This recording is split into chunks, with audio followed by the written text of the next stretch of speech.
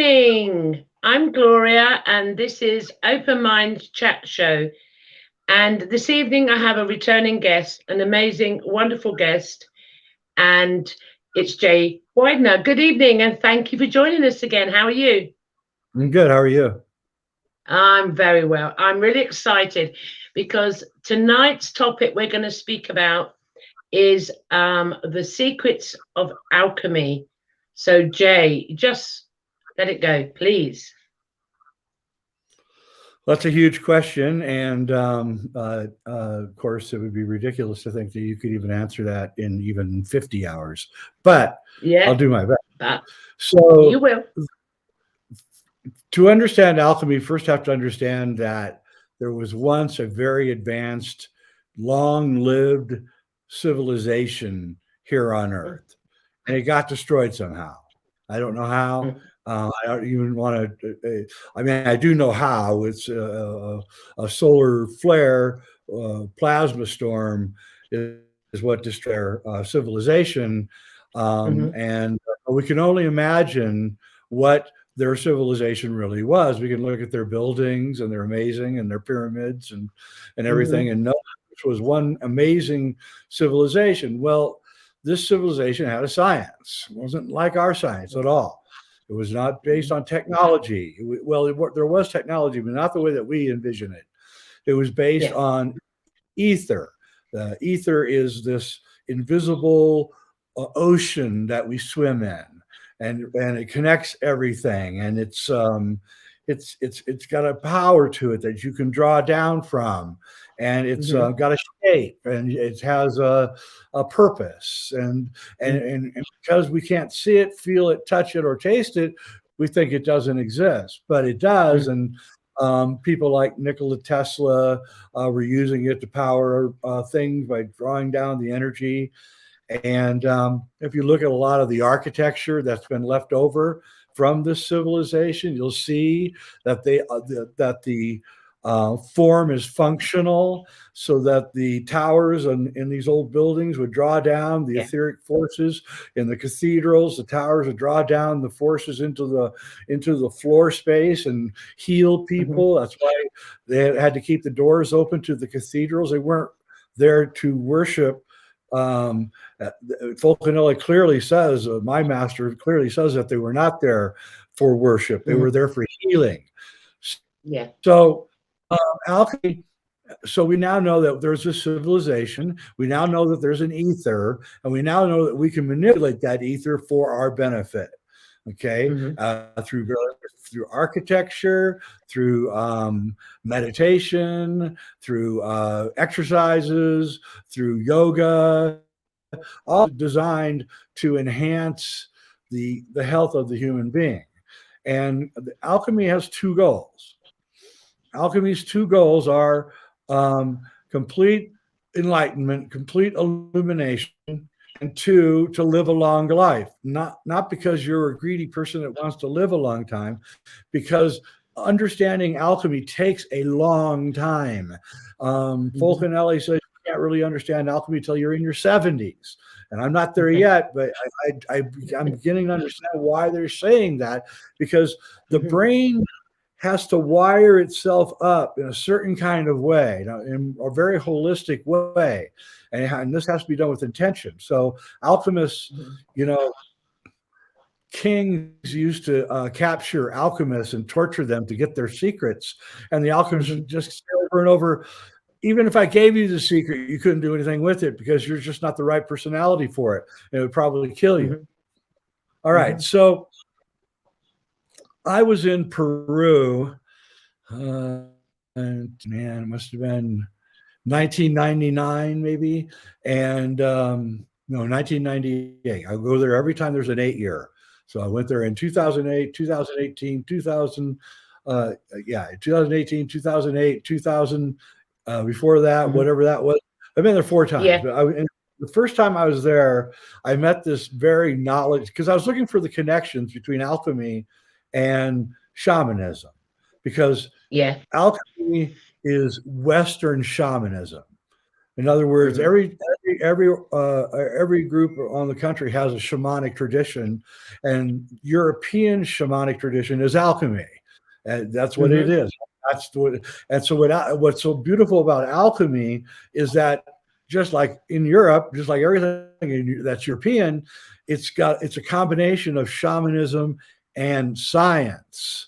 That's why it's so interesting. So the alchemist. So the whole point of alchemy is to understand that everything is light, and that we need to consume light. We need to take and imbue this light into us. And how you do that. And of course, we know that light comes in through our eyes, and we know that our eyes are connected to the pineal gland. And we know that the pineal gland is activated by light. When light strikes it in the morning, when you get up, serotonin is released. And when you go to bed at night and you turn the lights off, melatonin is released. And so pineal gland is governed by these two hormones, serotonin and melatonin. It's a Jewish couple, Sarah and Mel. And so we also understand that serotonin is one atom away from dimethyltryptamine, the most powerful psychedelic on the planet. And we know that melatonin is associated with cellular rejuvenation and the lengthening of the telomeres, which are what governs the length of your life. So in one flash of a moment, we now have both aspects of alchemy that I mentioned earlier. We have total enlightenment through an endogenous homeopathic dose of DMT that gives you enlightenment, and then long life, which is what the melatonin does. So somehow you have to figure out in alchemy how to work these light created hormones that you produce in your own body. Now, watching TV late at night is really bad for you. You need to shut down the lights at night, especially in the winter. Your body must rejuvenate. You must release that melatonin. If you stay up late at night with the lights on, you're going to have very deep problems with your sleep, which is going to cause health problems. So Alchemist knows that, you go to bed when it's dark and you get up when it's light. And that's what you have to do. You sleep longer in the winter than you do in the summer. So in the summer, you'll have like maybe 7 hours of sleep or 6 hours of sleep, or a rest from the darkness or from the light. But in the winter, you've got we've got what, 13, 14 hours of dark in the middle of the winter. And that becomes irritating to a lot of people, but you need to work the seasons to your benefit. All right. So now I'm going to get into so now we have the understanding that there's some relationship between light, darkness, pineal gland, hormones, serotonin, melatonin, and alchemy, essentially. All right. So back to my story. I was in Peru, and I was talking to a shaman, very knowledgeable shaman, and he.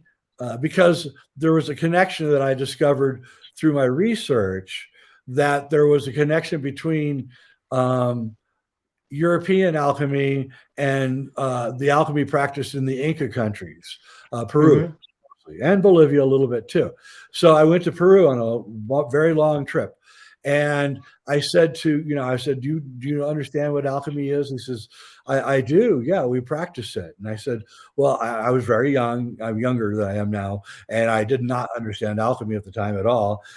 And he said, well, let me show you something. I said, okay. And he brought out something. He said, this is the most sacred object to the Quechua people. And this object is sacred because it explains alchemy. And I said, well, what is it? And he brought it out. And this is what he showed me. This is a rock that's been carved into a torah, into a donut, into what is the way that the etheric field is shaped. Okay. What it is, the forces run around this outside down into the hole. through the hole, out the bottom, back around in an infinite way, all the way around. Okay, this is the infinite forces. This is what an atom is. An atom isn't a particle spinning around, electron spinning around a nucleus. That's a mistaken view. An atom is a total gravity in the center, right? And then everything spinning around it. You are this too. Your body is in this center, in this hole. That's your body. Your body sits in that hole. Then this force field is around your body. Yeah. Okay. And so you're sitting here with this force field around you, and you yourself, through the pineal gland, are attached to the larger plasma field that's shaped just like this that surrounds the Earth. Okay. And this is also what's around the sun, and it's also what's around the galaxy. If you look at a galaxy, it's got the form in all the stars are right here, but there's a larger electromagnetic plasma, etheric, whatever you want to call it, field around the galaxy, and that's what causes it to form into a spiral. It's going around this center vortex of gravity, and this is what everything is. This is the form that shapes all of our reality. Light itself, photons are shaped just like this. And so when you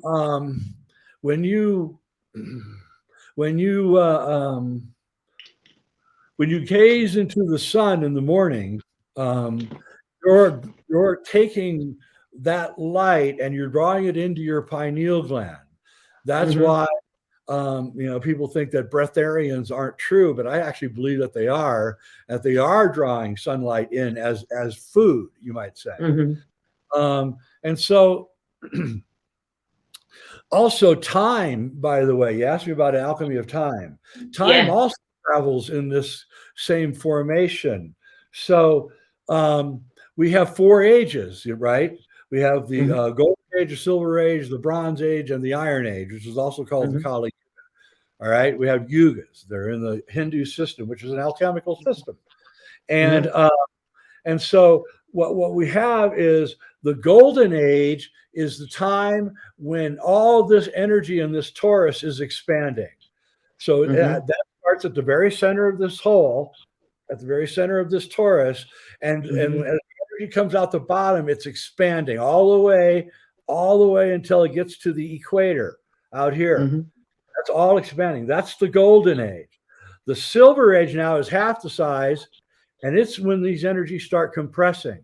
So the Silver Age takes you up to the lip of this thing, and then the Dwapara Yuga, the Bronze Age, starts, and then at the very end, as you start going down this vortex really fast, that's the Kali Yuga. That's the age we're in now. And then when we pop out the other side, so I'm one of those people that believes that the Yuga, the change of the Yuga from the Kali Yuga to the Treta Yuga is actually, or from the Iron Age to the Golden Age, that is the alchemical act of history.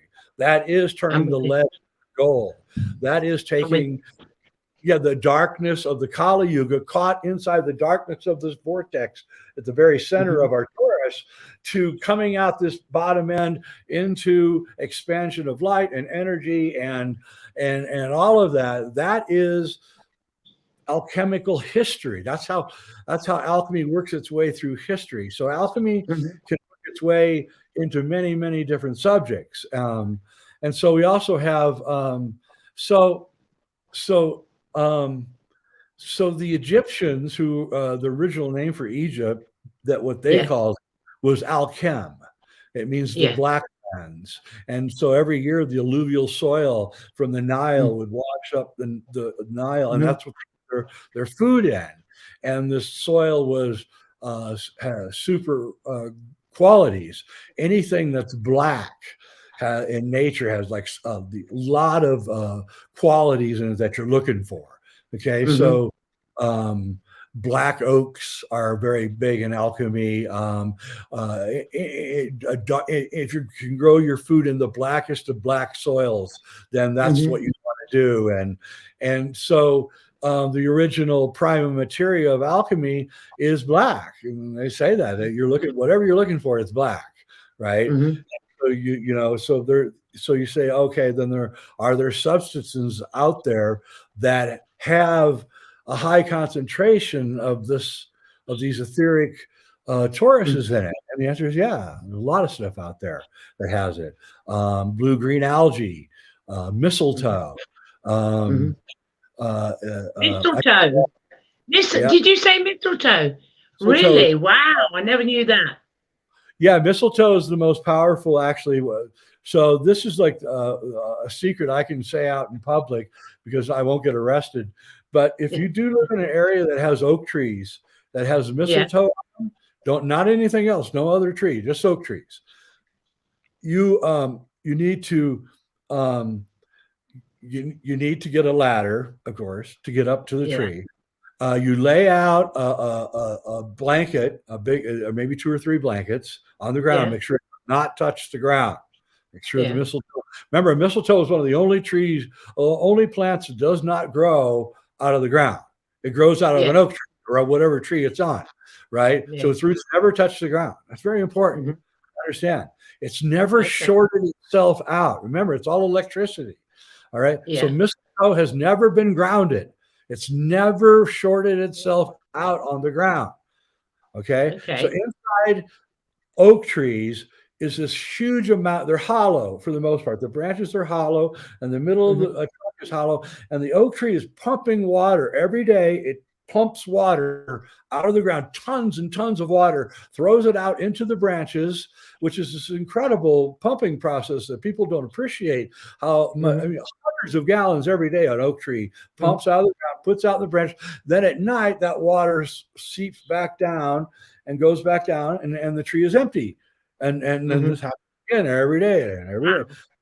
And oak tree is very, very important in alchemy. If you read old alchemy texts, they're always constantly telling you about the oak tree. I'm aware of the oak tree being really important in in research I've done for ancient mystery schools and things like that. It's always the oak tree, no other tree but the oak tree. And I knew it had sort of certain elements or properties, the oak. And obviously, a lot of it's been felled for some. I mean, I don't know. How do you feel about this? Slightly digress.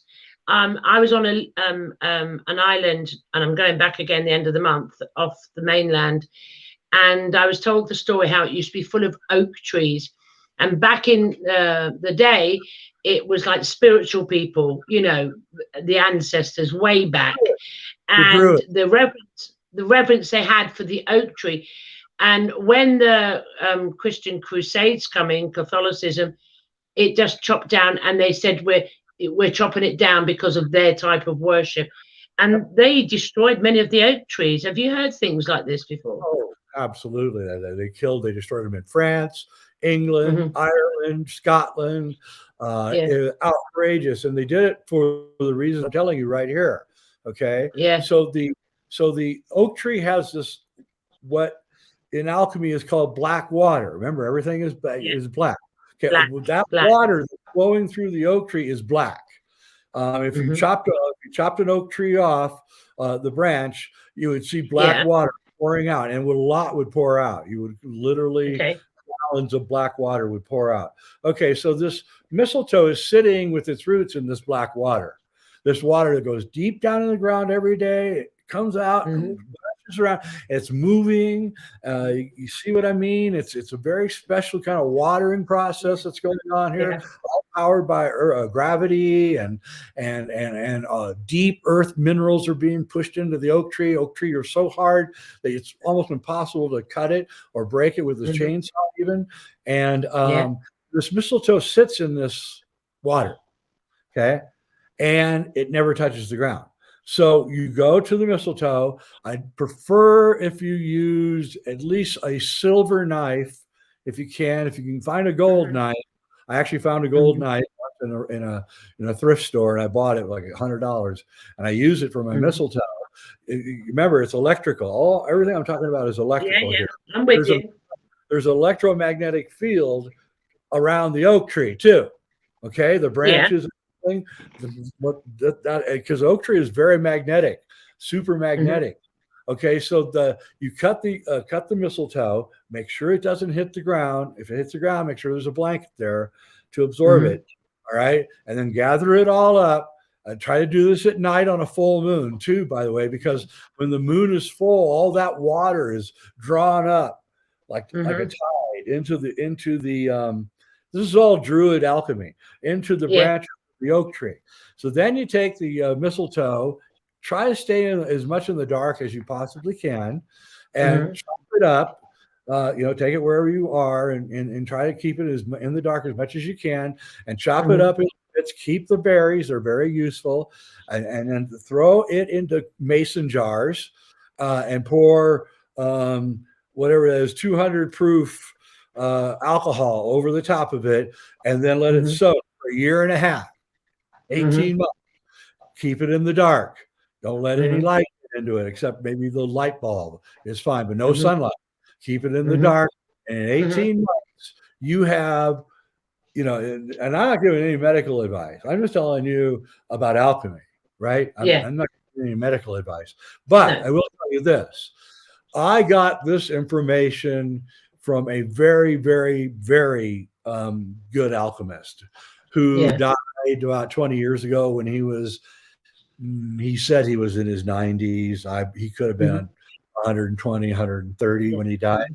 And he told me all of this. That's where I got this information. And he said that, and by the way, he was killed by the French version of the CIA, just so you know. I'm with you. And he told me this, and he said that what he did was, and this is why he got killed, and this is why oak trees got chopped down, is that he would go to old people's homes. He would go to hospitals with his tincture. And he said 6 drops is all you need. So he'd pour 6 drops onto their tongue, right? He said it was almost immediate. He said he was curing cancer. He was reversing aging processes. He was doing all of that, and and then he disappeared. I mean, I never saw him again. I talked to him on the phone. And that was the last time I ever talked to him. And then finally, I heard from someone who knew him that he had been disappeared. That he just probably taken in and interrogated to find out what his secrets were and to shut him up. But we're in a time now where there's so much confusion and everything that I feel kind of free to talk about this stuff now, because I don't think that the people in charge are smart enough to understand what I'm actually laying out. So I'm with you. Yeah. I mean, we look at all the bad advice they've been giving us for 2 years now. None of it has turned out to be true, right? No. All right. So, the whole the secret is that there's an underlying etheric dynamic going on that we can't see, but we can sense. And what you want to do is you've got this force around you. This form is around you. You're in the center. You're the part that's right in the center. You're where everything is going. So this vortex comes down into your pineal, down here into your pineal gland. It tightens all the way through your body until it hits your navel, and then it sort of untightens and it goes, and then all around again, and it keeps going around all the time. So if you live in a city, your natural desire will be to shrink your field because you wanted to intermingle with other people because you don't know who they are, right? And so you're in an elevator, you will consciously shrink your field down to skin level. You can feel yourself constricting in an elevator. You have a natural tendency to constrict the field when you're around a lot of people. So what's so great about like things like rock concerts is that you're with a lot of people, but you're kind of letting yourself go. So your field expands and intermixes with all the other people who are rocking and rolling. Sharing space. Really great common community thing going on. And this is mass dancing and all that is the same thing. That's why we should that's why telling people to stay in their homes and not go outside is like the worst advice that you can give anybody anywhere to get better. You need to get outside all the time. Yes. So, we're in the Kali Yuga, and and the outside world has gone completely crazy because we're trapped in the center of this vortex here, and we're spinning so fast. And this vortex spin is like 100 times more than the spin out here. Spin out here is all hazy and we're not in any hurry. Right? When you get into Kali Yuga, everything has to be done immediately. Everything, but that is changing now. You're seeing the supply chains breaking down. We're seeing the what I think could be the final end of the Kali Yuga, ending in chaos. It's not going to be fun to watch, but I'm in agreement with you. I'm definitely in agreement with you on that. Before we go to the next stage, so let me see if I've got this correct. So I've heard similar narratives before. So our ancient ancestors had an awareness of alchemy and that how it is part of our existence and what we could do with it. And they used it in their sciences, in their architecture, in their healing. So, I mean, they were way above what we are even today. And then obviously there was what we call a natural disaster, solar flare or something. So most of, let's say, humanity was wiped out, but some still survived, would you say? Because the knowledge of the alchemical, the knowledge of it wasn't totally lost, was it? No, it was saved. Graham Hancock's great book, Fingerprints of the Gods, is all about how a group of people on ships went from area to area, and people in North America remember it. Natives in South America remember these people. Hawaiians remember them. Everybody remembers this group of people coming in and teaching people how to read and write and do our agriculture. And I weirdly enough have respect for women. That was one of the main things that they were teaching. Of course, you can imagine after catastrophe, it's probably every man for himself. So women are going to be not physically as adapted as men are. So they're going to have to, it's going to be a bad situation for women. So it's kind of interesting. But I believe actually, I believe there was this initial disaster which began the downfall of this civilization. But the more and more that I look, the more I realize that actually there's been a series of disasters, and they're happening faster and more recently than we think. Okay. So I've now come to think that the disasters happen about every 400 years, and that our memories are really bad, that we do not remember. And we have buildings, you have them too. We have buildings all over the United States and Canada, which they were built too quickly. They were built in an era where there was no electricity. It was just horse and buggy. And these buildings are beautiful, incredibly beautiful buildings, but the doors to the buildings are 12 feet tall. Why would you build a door 6 feet more than you needed, right? Because I mean, the average human is 6 feet, or I mean, the tallest of humans is around 6 feet. Most humans are about 5'5". So, and I've been in these buildings, and I remember thinking, why do they have 14-foot ceilings in these buildings? Well, it must have cost a fortune to heat them, right? I mean, all the heat goes to the top, right? So you're down here where it's, you're going to be cold. So I believe also looking at things like the Chicago fire of 1871 here in the United States. They say, a cow kicked over a candle and started the fire. But if you actually examine that day, you go to newspapers or whatever and look at what happened that day, there were like 14 fires around Lake Michigan, far away from Chicago. So something happened on a huge scale, which burned down 14 cities in the United States, not just Chicago. And the same, if you look at pictures of after the San Francisco earthquake, 1906, buildings are like sheared off. Stone buildings have these weird shear marks, and you're like, well, how does a stone building burn down? quite curious. And I've got to jump in there. You've just raised something that's coming in. We know the history that we've all been taught is an absolute lie. So we know that anyway. But we can understand, obviously, if those in power, so to speak, have the alchemical process and they know what they're doing. But how they could mask, I have no issue thinking there are more disasters and current ones than we've been told. But it is being hidden in plain sight. Or we are told, like we're told something's going on and it's not happening. Yeah. The TV tells us, but we know it's not really happening. It's a lie. So I have no problem with that. That's fascinating.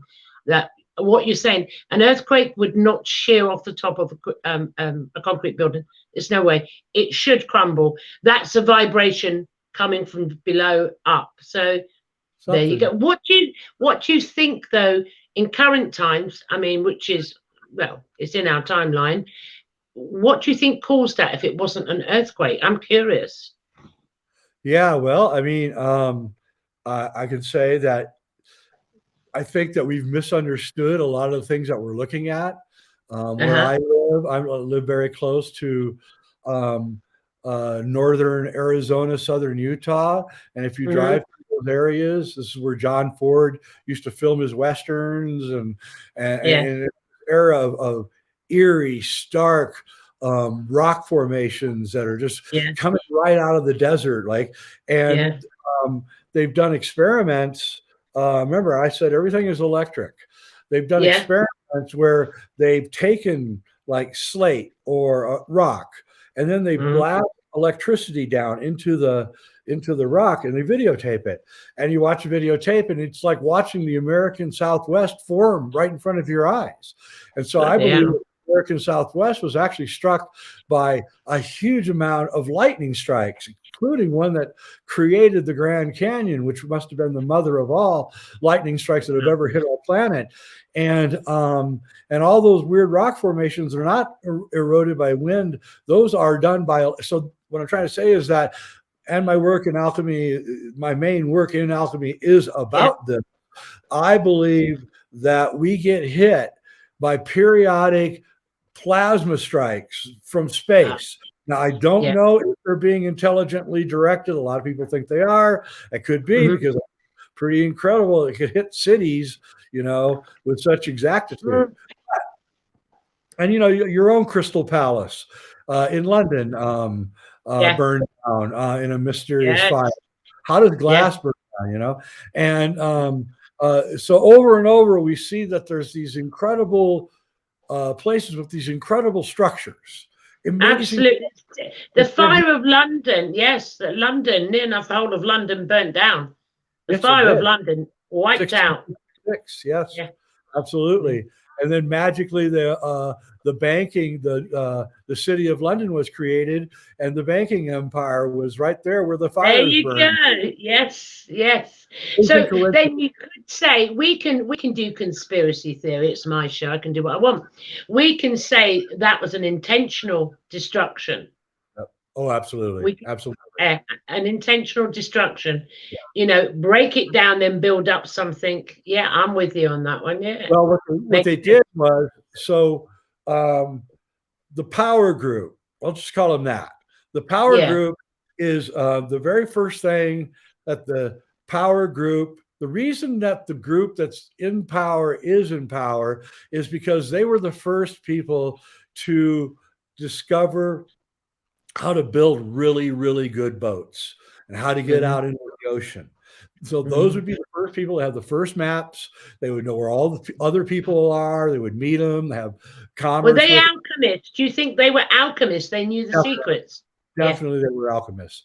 And the alchemists, by the way, in France, in the 11 and 1200s, the alchemists had a a ranking, and it was all not near language, it was all shipping name, like Navy names.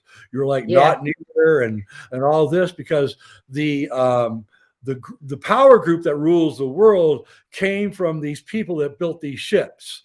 Just so here's what happened. So the power group moved from the Mediterranean. Then they moved to Spain, Portugal, conquering the New World and all that. And then they moved. Then they said, you know what? We're too out in the open here in Spain and Portugal. We need to find a place that we can hide our money and do our business that'll be safe. And so they looked around. Of course, they're the first people to get out, and they'll know everything in the world. And so they go, oh, look at this.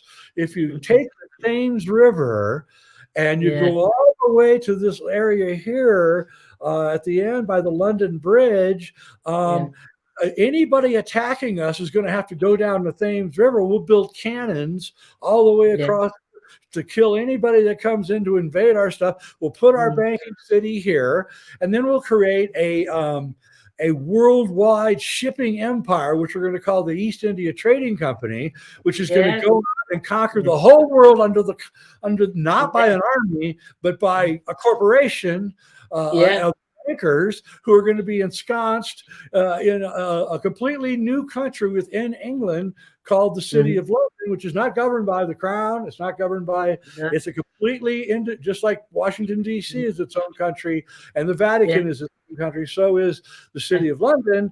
And that is what they did. They decided, and then later they moved to America, where there's many hiding places, and you can kind of see the transfer of power from England to America.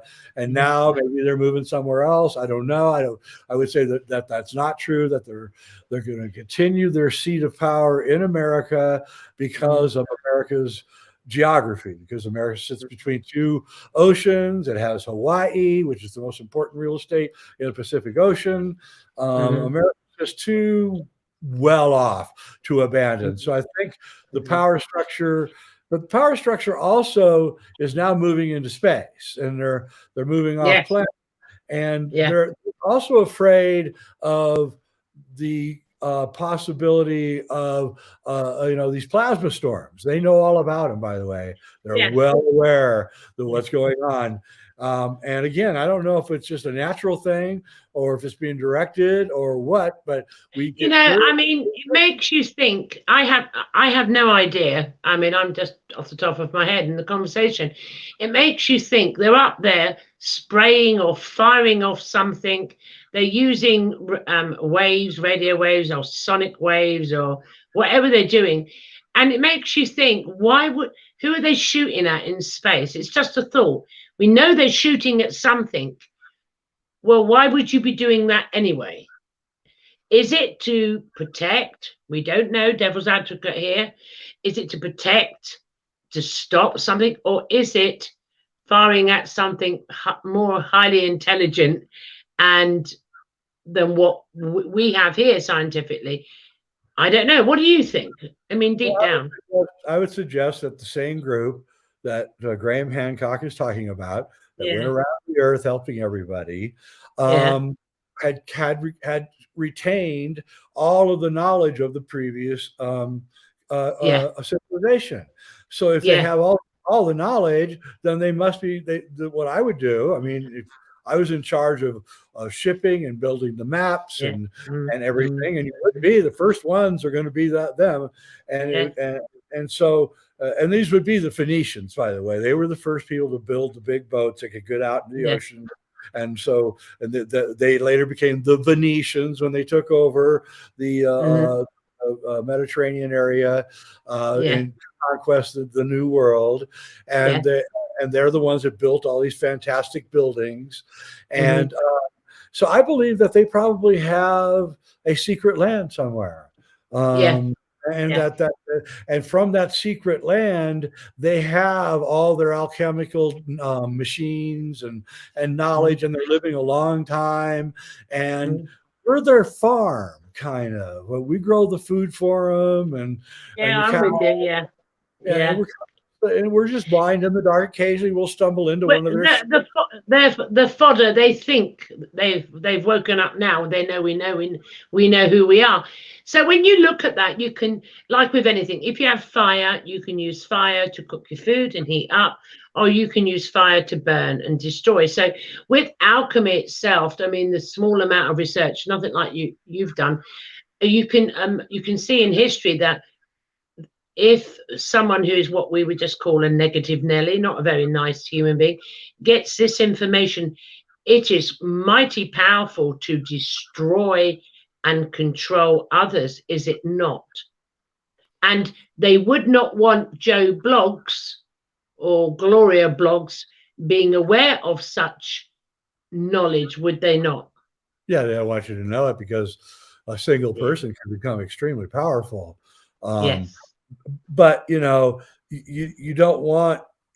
The thing is that if you use this knowledge for negative things, it'll blow back on you. And oh yes, yeah. That's why I don't do magic, for instance. I will not practice ritual magic. No. I don't want any blowback. Like, no, No. I know it's going to blow back. I don't do curses on people or anything. No, don't do things like that. No, because I know it's going to blow back on me because I understand the dynamics of the physics of what I'm talking about. Yeah, I know I'm with that. you. Yeah. So, sorry, I distracted you. Sorry, do go on. Yeah. So, instead of talking about the negative aspects of this, let's talk about what a person can do for themselves. Yes, that's really what's important. So, there are no textbooks anywhere in India that indicate that there was a succession of discoveries that led to yoga. Yoga is handed down to us completely finished. We don't know who invented it. We don't know, where the down dog pose came from, where the warrior stance came from. We don't know any of it. We know is that all of these things are handed down to us all at once, and in a very holistic fashion. Okay, so what that means to me is that yoga was an invention of this previous civilization, and that it all worked out eons ago. And then somehow that knowledge got passed down to the priests in India, who passed it down to the people. Yeah, okay. The same thing is true about Taoism. When we get Taoist, study Taoist, it's all together. There's no any additions to it.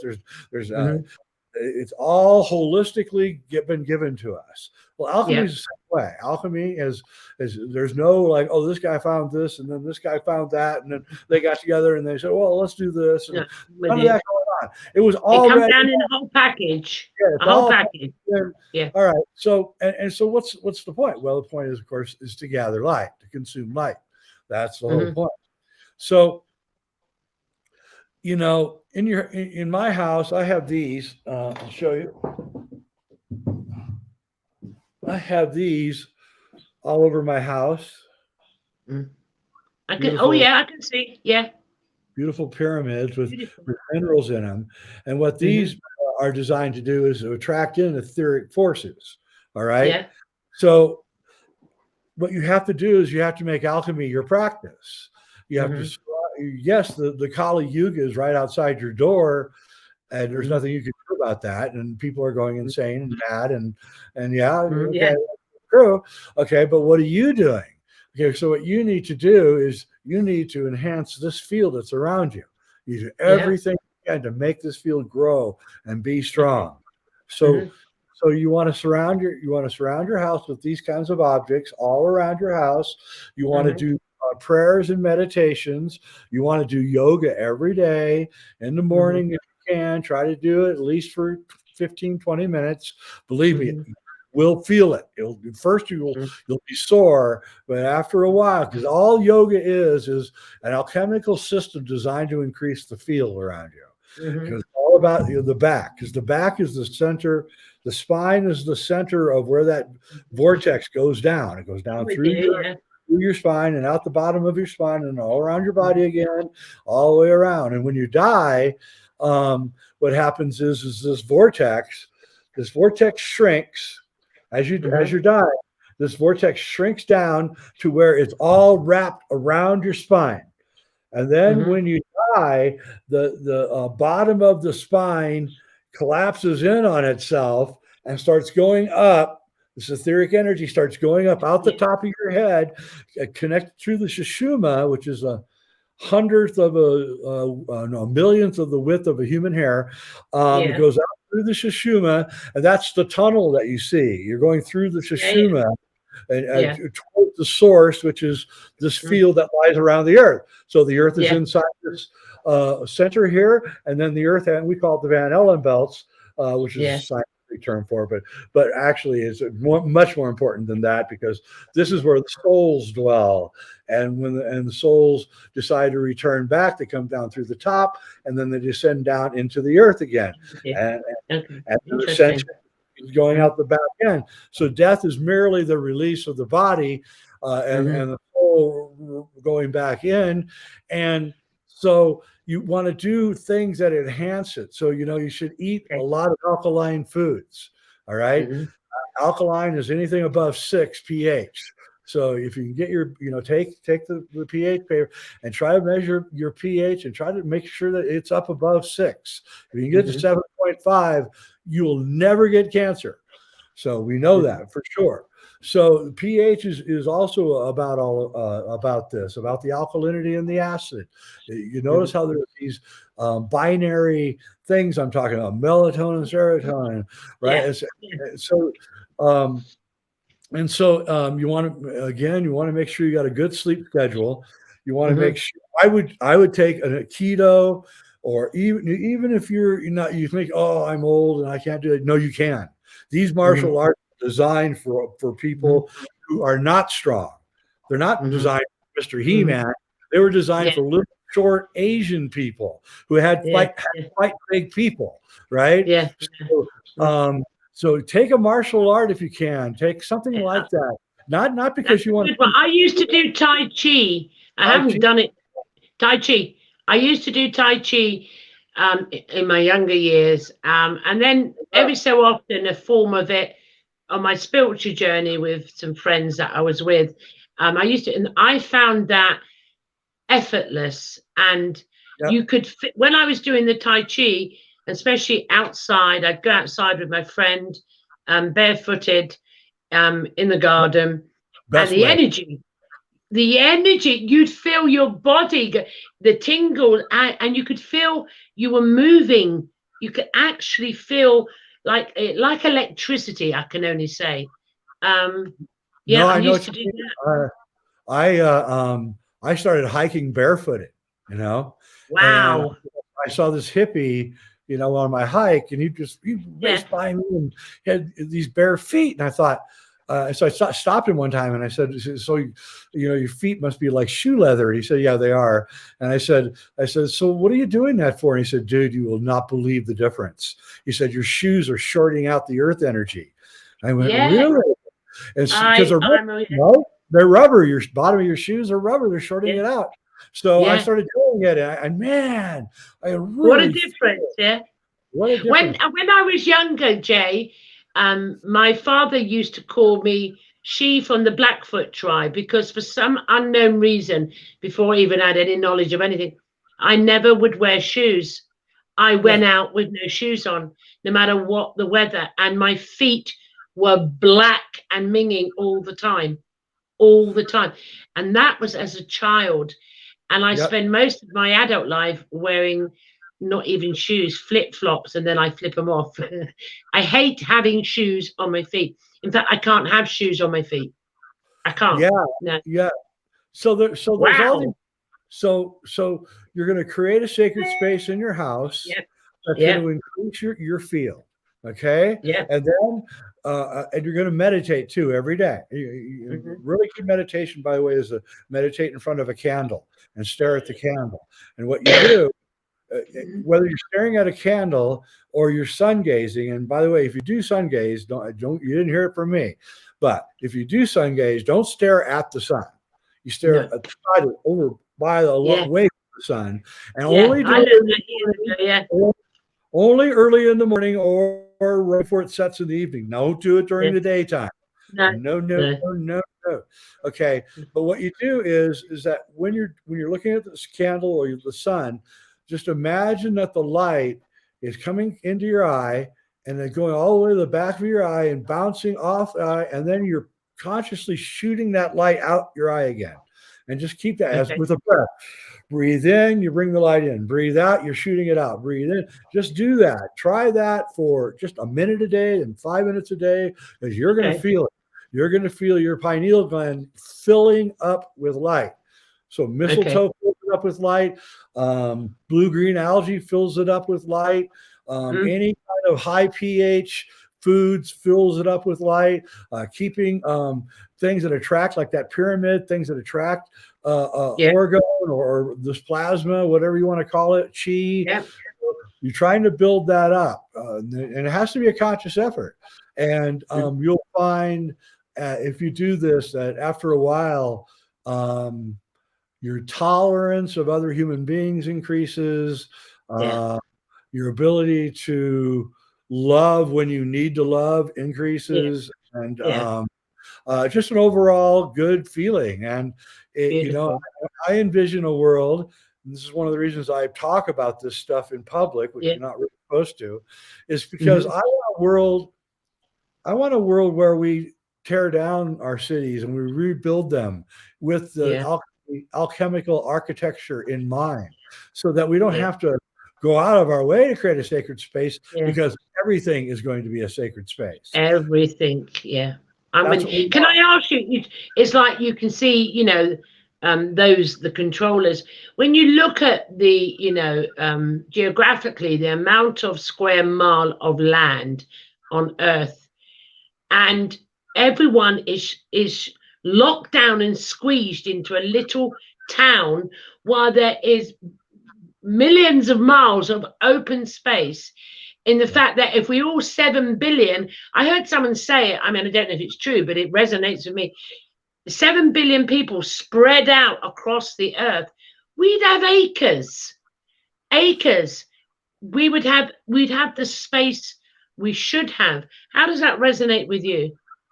Well, I like to say, because I'm really don't believe in the people telling me that there's this big population that's destroying the earth. What I think is destroying the earth is the way that we live our life.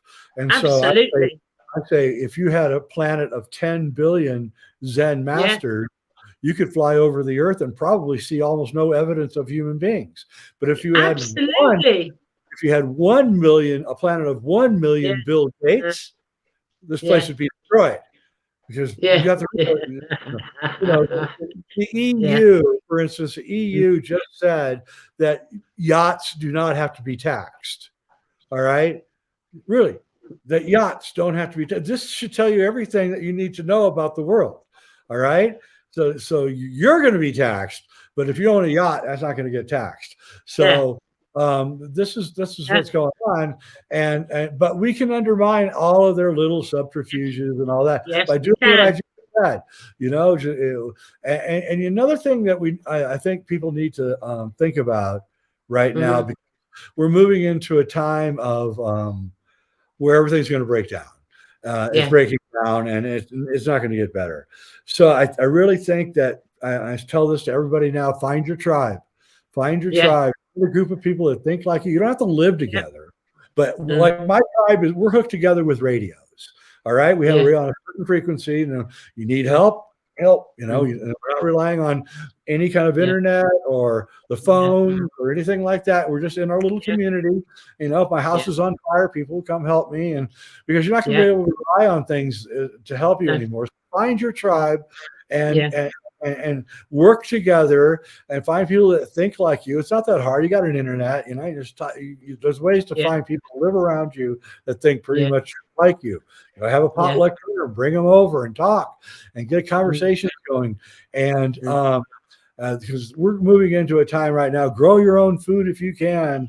I mean, I'm in total agreement with you. I'm hoping to move this year off the mainland onto an island, small island. And I found my tribe. I found them here via connected internet. Then we met physically, we traveled, and I met them on the island, and they're my tribe. We're one tribe. And I've already spoke about, I don't eat vegetables because I can't. However, I'll grow vegetables. Worst comes to the worst, I'll give you vegetables, you give me potatoes, you know, I'll give you, get the chickens. So what we do, we would just keep on our timeline, going through what we need to do, helping each other until it all has to fall apart to be rebuilt again. That's But right. it needs to happen. That's right. So what we need to do now, what's so important, is to plant the ideas into the mind, so that when everything's ruined, now we can rebuild with the architecture that is healing. Absolutely. And build societies that are not built based on just efficiency and convenience. Because you know, our ancient ancestors built these incredible buildings with all these ornaments, but what if they're not really ornaments? What if there's a purpose or a function to all of this, and we're just not, right? Yes. And so I really think that that's where we have to go. But right before I got on here, I was going through the internet, my town where I grew up in, a little Hobunk town in the middle of the Midwest. And I remember when I was growing up that there was all these incredibly ornate buildings that literally got torn down right in front of my eyes. And I thought, you know, I wonder what was going on. So I got on the internet right before I got on there, and I looked, and I saw old pictures of these incredibly beautiful buildings. And I thought to myself, why would you tear these down?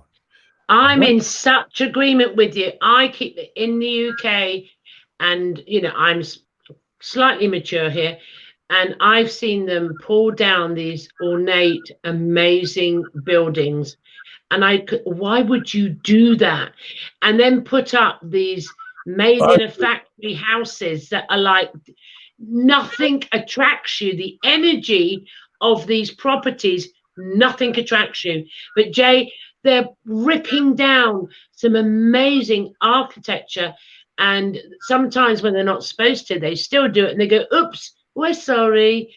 There's a reason for that. I think, you know, I can say alchemy. You know, when these alchemists created these amazing buildings, the energy that was going in, the magic, it is magic.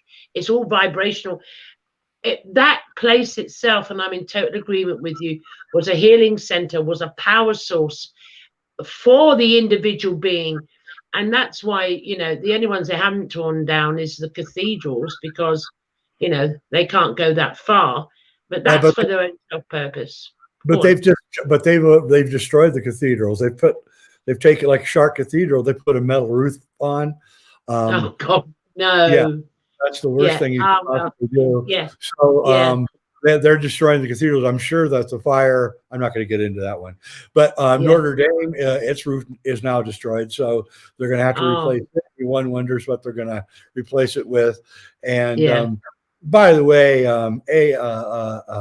800-year-old oak, which is in the roof of Notre Dame, is like really hard to burn. I mean. Well, yeah. I mean, but that's another thing. I mean, about the oaks. I don't know if this is true. I'm asking the question, audience or Jay. You know how they say, oh, we're felling here and we're building houses there, but we'll replant trees. I've never seen them replant oak trees. Have you? No. Never. Just like you know, they recycle your glass, and they're telling you they're recycling it. They're not recycling. They're just throwing just throwing it all away in the dump. There's nothing. It's all in the same place. I had that conversation the other day with someone, and they were talking about recycling, and I said, it's already come out. We've known way back, but in the UK, that we're forced to separate, or we're fined. But when they take it, it's all in one hole. I'm going, wake up, for God's sake. But you know what, Jay? I don't know if you can get seedling oaks, but someone needs to find them. They won't plant oak trees. That says a lot in itself. So I think it concludes. Oh, it's been, Jay, thank you so much. It has been absolutely fascinating talking to you. Absolutely fascinating. And I will ask you back again. And I know you're going to zoom off, because you always do. I'm getting used to it. But thank you so much, Jay, for joining us and sharing your knowledge on alchemy this evening.